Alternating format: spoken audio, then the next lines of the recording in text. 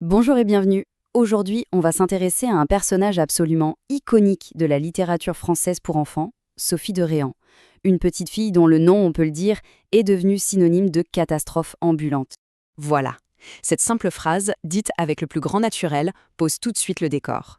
C'est le point de départ parfait pour notre exploration, parce qu'elle résume tout. Une intention qui se veut innocente, mais qui mène inévitablement au désastre. Allez, c'est parti. On va donc mener notre petite enquête sur cette jeune héroïne, dont la vie n'est en fait qu'une longue série d'expériences. Des expériences qui partent d'une bonne intention, ou du moins d'une curiosité, mais qui finissent toujours mal. Alors, qui est vraiment Sophie ? Et ça, c'est vraiment le point le plus important à comprendre.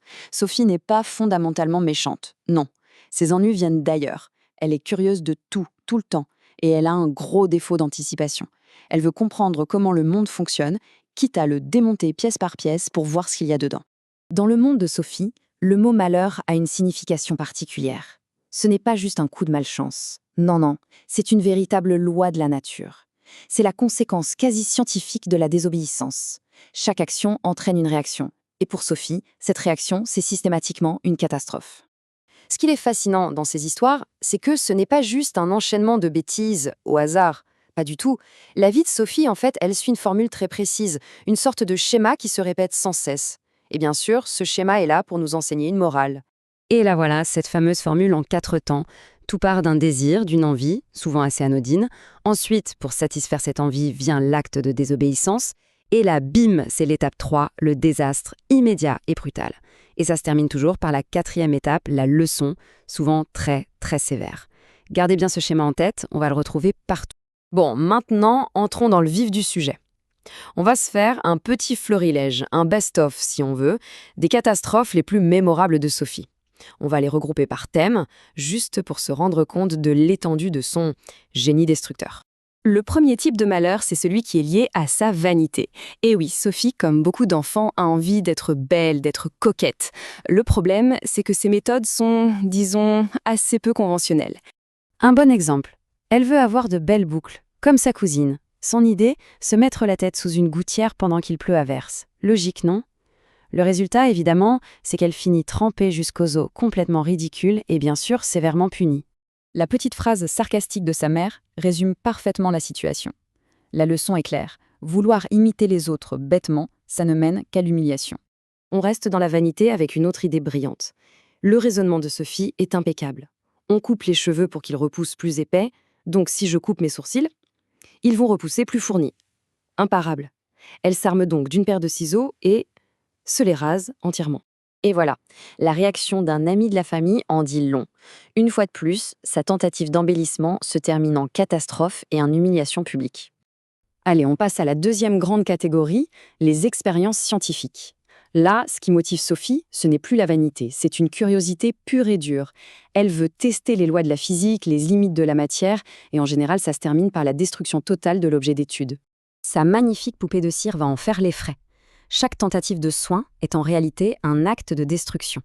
Elle veut la laver, hop, les couleurs s'en vont. La coiffer avec un fer chaud, les cheveux brûlent. La faire de la gymnastique, le bras casse. Elle la fait même bouillir pour la réparer, ses jambes fondent.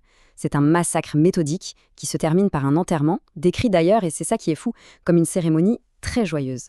Et là, on aborde la catégorie la plus troublante, il faut bien l'avouer. Ici, la curiosité de Sophie n'a plus pour cible des objets, mais des êtres vivants. Et les conséquences sont directes et souvent fatales. La liste est assez brutale. Il y a les fameux poissons rouges, qu'elle sale et qu'elle découpe pour jouer à la marchande, et qu'elle tue sur le coup. Il y a cette abeille qu'elle coupe en morceaux pour la punir, ou encore ce poulet noir qu'elle fait sortir de son enclos, malgré l'interdiction formelle, et qui se fait emporter par un vautour. Chaque interaction est une leçon, souvent tragique, sur la fragilité de la vie. Mais attention, tous ces désastres ne sont pas juste là pour le spectacle. Ils ont un but pédagogique très clair. Et ils nous en disent long sur la façon dont on voyait l'éducation des enfants à cette époque. Voilà une phrase prononcée par la mère de Sophie, qui est la clé de voûte de toute la morale du livre. Après avoir tué les poissons, Sophie est prête à laisser un domestique se faire accuser et renvoyer. Mais, prise de pitié, elle finit par avouer. Et son aveu lui vaut un pardon immédiat. L'honnêteté, même si elle vient tard, c'est la seule porte de sortie. Ce tableau résume parfaitement cette logique de punition. Elle est souvent directement et poétiquement liée à la faute. Elle tue une abeille par cruauté, elle doit porter le cadavre de l'abeille en collier. Elle désobéit et va manger des fraises dans les bois, un loup manque de la manger. C'est une justice quasi biblique, œil pour œil, dent pour dent. Chaque punition est une leçon mémorable et, on peut le dire, absolument terrifiante. Alors, la grande question, c'est pourquoi? Pourquoi ce livre, avec sa vision du monde si dure, si sévère, reste un classique absolu plus de 160 ans après sa publication? Qu'est-ce qui continue de nous fasciner là-dedans? En fait, il faut vraiment voir ce livre comme un document historique. C'est une fenêtre ouverte sur son époque.